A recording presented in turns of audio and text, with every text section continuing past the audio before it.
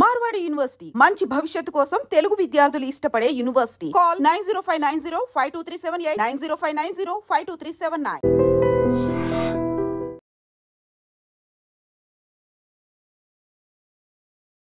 ఆర్టీసీలో ప్రయాణం అంటే సురక్షితం. ఎక్కడైనా సరే గమ్యస్థానాలకి చాలా సేఫ్గా జర్నీ చేసి మన గమ్యస్థానాలకి చేరుకోవాలంటే ఆర్టీసీయే బెస్ట్. వాటిని వినియోగించుకోండి అంటూ ప్రచారాలు అయితే చాలానే చూస్తూ ఉంటాం.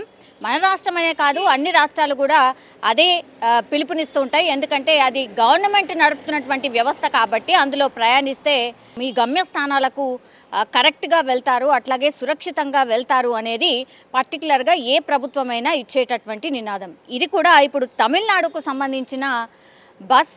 సో ఇందులో కూడా చాలామంది జర్నీ చేస్తూ ఉంటారు.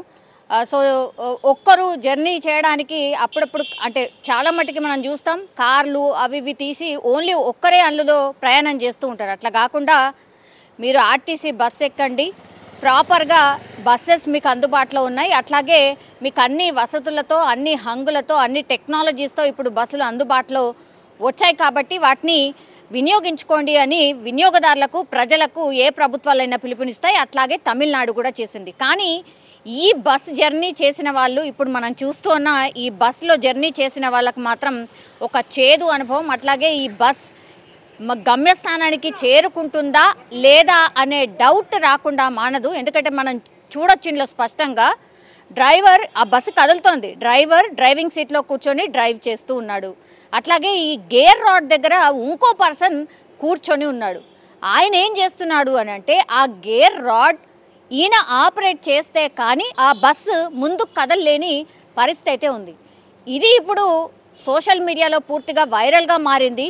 ఇదేం వ్యవస్థ, అసలు ఇదేం బస్సు, ఆర్టీసీలో ప్రయాణం చేస్తే సేఫ్ జర్నీ అని అనుకుంటే అసలు ప్రాణాలే అరచేతిలో పెట్టుకొని ప్రయాణం చేయాల్సిన పరిస్థితి వచ్చింది అనేటువంటిది సోషల్ మీడియాలో విపరీతంగా ఈ వీడియో వైరల్గా మారడమే కాకుండా తమిళనాడు ప్రభుత్వానికి కూడా ఈ వీడియో అయితే చేరడం జరిగింది. ఇంత దారుణమైన పరిస్థితుల్లో కనీసం మెయింటెనెన్స్ లేని బస్సుని మరి ఎందుకు నడపాల్సిన సిచ్యువేషన్ వచ్చింది?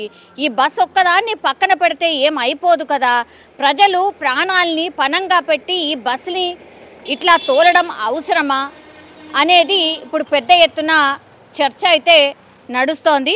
అట్లాగే మనం చూడొచ్చు ఈ గేర్ రాడ్ ఏదైతే ఉందో, ఈ గేర్ రాడ్ గేర్ బాక్స్ ఏదైతే ఉందో దానికి లేకపోవడం అండ్ రోడ్డు అండ్ స్పీడ్ని బట్టి ఇప్పుడు ఆ బస్సులో ఉన్నటువంటి కండక్టర్ ఆల్రెడీ ఎక్కడైతే ప్రయాణికులు జర్నీ చేస్తారో వాళ్ళందరికీ టికెట్ ఇచ్చిన తర్వాత ఈ కండక్టర్కి అడిషనల్ డ్యూటీ అన్నమాట గేర్ మార్చడం స్పీడ్కి తగ్గట్టుగా. సో ఇది ఎంత డేంజరస్సో మనం చూస్తేనే అర్థమవుతోంది.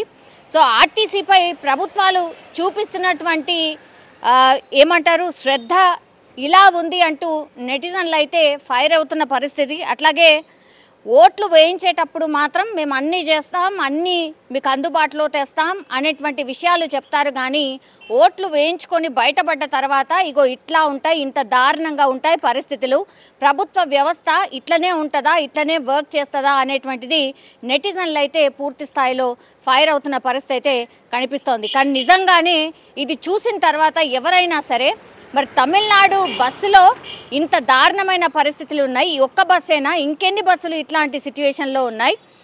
డ్రైవర్ ఏమో డ్రైవర్ సీట్లో కూర్చుంటాడు, దానికి తగ్గట్టుగా ఈ గేర్ బాక్స్ పాడవడంతో ఇప్పుడు ఆ కండక్టర్ గేర్ని మారుస్తున్నాడంటే ఎంత దారుణమైన సిచ్యువేషన్లో ఈ బస్ వ్యవస్థ తమిళనాడులో ఉంది అనేది అర్థం చేసుకోవచ్చు ఈ ఇన్సిడెంట్ చూసిన తర్వాత.